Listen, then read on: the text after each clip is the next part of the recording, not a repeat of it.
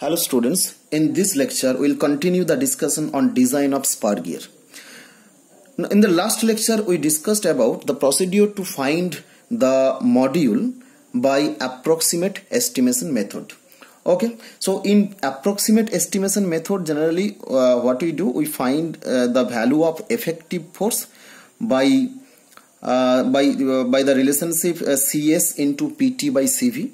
Here PT, this is the CV, this is the velocity factor. Okay, and for finding the velocity factor there are some empirical relations are available which depends on two factors. One, this is the manufacturing method, and another one, this is the pitch line velocity. Okay, so if you put the equations for SB and P effective on both the sides, you can develop the equation for finding the module. Okay, so up to that much of discussion we can calculate the module. That means after finding the module it's possible to find other dimensions for the gear. Okay, now again we after that we can also define the tolerance of the gear. Okay, so we know that tolerance, this is nothing but the variation of the dimensions which we can tolerate or we can accept. This is the tolerance. And also the tolerance, what will be the value of the tolerance? It depends on the requirement of the job. Okay, so we can choose some higher value of tolerance, or we can choose some precise, that means some highly smooth surface. So this depends on the job. Okay, so for finding or selecting the tolerance, there are 12 grades are available. Okay, 12 standard equations are available to select the tolerance. And so the equations for finding the tolerance with respect to 12 grades are like that. This is for grade 1. For grade 1 the equation, this is 0.80 plus 0.065. okay, so this, the unit for that, this is equals in micron. Okay, so for grade 1 the tolerance, this is 0.80 plus 0.065. so if you say the grade 2, the relation for that, the equation for that, this is 1.25 plus 0.105. like that. If you select grade 12, the equation for that, this is 63.00 plus 5.005. okay, so here you'll find that with respect to when you increase the grade, when you select the higher grade, there the tolerance value is higher. Okay, tolerance value higher, that means you can use some rough method of manufacturing. Okay, so the smoothness value is less. Okay, so you can choose the right one according to your requirement. So here this term phi, this is called the tolerance factor. This is the tolerance factor, and some equation is available to find the tolerance factor. This is equals to m plus 0.25 root over of d dash. Okay, so m we already calculate. We already discussed on that to find the value of the m by approximate estimation method. So and also by the recommended value of the module that means by finding the value of m, then we choose the right one from the recommended value of the module from the standard chart. So there m is defined, and also when you select the m, then you can also calculate the pitch circle diameter, because you know that the relation for m, the relation between m and pitch circle diameter, this is nothing but m is equals to d dashed by z. Okay, the number of teeth. Okay, so from this equation you can calculate the value of the tolerance factor, and then according to your requirement you can choose the right grade. It's maybe 2, or it's maybe 3, it's maybe 12. Okay, it depends on your requirement, and finally you can select the tolerance range, the tolerance value. Okay, so when you choose the tolerance grade, so it's defined the tolerance value. So you can also say that it's also defined the manufacturing method.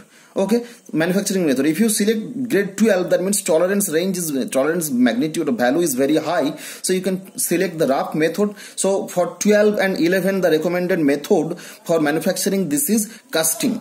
Okay, so if you choose the grade 8 or 9, so this grade can achieve attainable by the manufacturing method rough and fine hobbing. Okay, now if you choose 6, this is obtained by hobbing and rough grinding. If you choose 4, then it is possible to make it by saving and finish grinding. So that means if you choose the higher value, the RAP method is possible. By RAP method it's possible to attain this. If you choose the less value like 1, 2, 3 like that, at that time it's required some better manufacturing method, so that surface roughness or surface smoothness in required range it's possible to maintain. Okay, so that means up to that much of discussion we can calculate that much of things like the module and the tolerance. Now the question is, when we calculate the module by the approximate estimation method, there we use some empirical relations for velocity factor. Okay, now there is some limitation. Okay, there is some limitation. So that's why with this approximate estimation method, it's not possible to attain actual value of the dynamic load. The limitations are like that. So here we use the pitch line velocity. Now in these empirical relations, you know that there are some certain limitation for the pitch line velocity. Suppose this is less than 10, less than 20. But in the practical situations, the speed it may be very high, that means very higher value. So in that cases, these consideration for finding the module, this cannot cannot give some satisfied result. Okay, also you can say that here when we develop the equation for the module by the approximate estimation method, we cannot consider some other important things, like that you can say the mass of the gear teeth, also the mass of the shaft, and also you can say that the mechanical properties of the gear material. But these things are very much important with respect to the dynamic load. So if you say that the mechanical properties like the modulus of elasticity, you know that the modulus of elasticity ultimately define the magnitude of deflection of the gear teeth, or also you can say that the angle of twist of the gear shaft. Okay, now also you can say that it's ultimately define the absorption capacity of the dynamic load of the material. Okay, now when the absorption capacity is higher, so it will reduce the effect of the dynamic load. But in case of the approximate estimation method, we cannot consider these things. So that's why it's not possible to get very accurate result by this method. For most of the cases, like when the speed is very high, and also when the mass of the gear or the shaft is very large. Okay, in that cases it cannot give satisfactory result. So approximate estimation method, it's okay for the small gears, or the you can say that when we transmit power with less amount of power. Okay, also for smaller diameter shaft, then it gives a better result. But when the mass is higher and also the energy required, the transmission capacity requirement is very high, at that time it cannot give the satisfactory result. So that means to overcome these limitations, the next method, you know that the name, this is it's precise calculation method, which is developed by Buckingham's. Okay, and we use it at the final stage of gear design. Okay, so due to the limitations of approximate estimation method, in the final stage we use this equation which is developed by Earl Buckingham, and the relation for that, for finding the effective load, P effective, this is equals to CS into PT. So CS into PT, you know that this is the maximum value of the tangential force plus this is PD. Okay, CS into PT plus PD. Here the term PD, this is called the dynamic load or the incremental dynamic load. Okay, so here the term PD, this is incremental dynamic load. Okay, this is incremental dynamic load in unit Newton. Okay, so we use this equation at the final stage of gear design for finding the effective load. Okay, here CS plus P into PT, this is the maximum force, plus PD, this is the incremental dynamic load. Okay, so for finding all these things was developed by Sir Earl Buckingham for finding this effective load. Now the equation for finding this incremental dynamic load, this is equals to 21 into V into CEB plus PT by 21 V plus root over of CEB plus PT. Okay, so this is the equation for finding the incremental dynamic load. Okay, now here this V, this is the pitch line velocity. Here V, this is the pitch line velocity.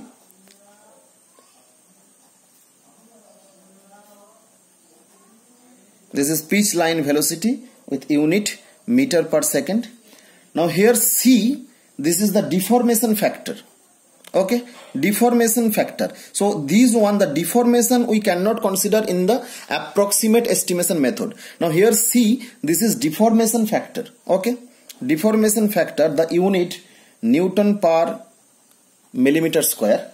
Okay, this is the deformation factor. So for finding the deformation factor, there are some, so it depends on the modulus of elasticity of both the pinion and the gear, and also the pressure angle. Okay, so for the equation available for finding the deformation factor, this is K by 1 by EP plus 1 by EG.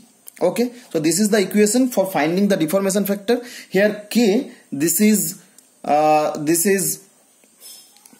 equals to 0.107 when the pressure angle alpha, this is equals to 14.5 degree. Okay, so this one, the K equals to 0.107, this is usable. This value we take when the gear is 14.5 degree.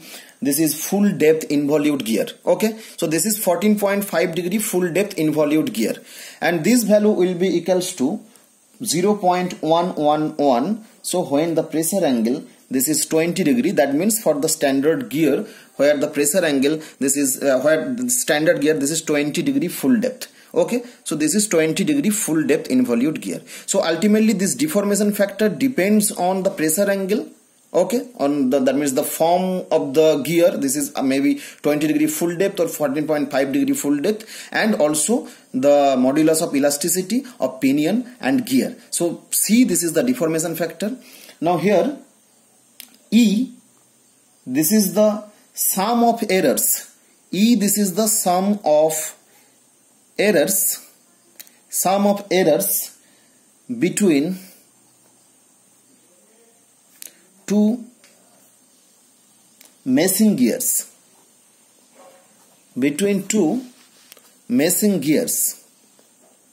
Okay, this is sum of errors. So this is E. Now when we say the error, so when you calculate the module by the approximate estimation method, okay, so from that we can calculate the dimensions, the unknown dimensions of the gear, and also we can define the tolerance. Now here the error, this ultimately means the tolerance of the gears. Okay, it's nothing but the tolerance. Error means the tolerance, the sum of errors between two meshing gears. So this is nothing but the tolerance. So in the previous discussion we talked about this for the talked about the process to find the tolerance. So here E, this is the tolerance. So you can say that the value of E, this is equals to EP plus EG, that means the error in the pinion and error of the gear. So by these 12 standard grades you can select the required the acceptable range of the tolerance. This is nothing but the error. This is the error. Okay, now B, here B in this equation, B is equals to, here in this equation, this B, this is nothing but the face width of the gear. Okay, this is face width and the dimension in millimeter. Okay, the dimension in millimeter, and also here error, this dimension we consider in this equation in millimeter. Okay, here this is the face width, and PT, you know that very. So this is the tangential force with respect to the rated torque. This is the tangential force with respect to the rated torque. Okay, so this is the procedure.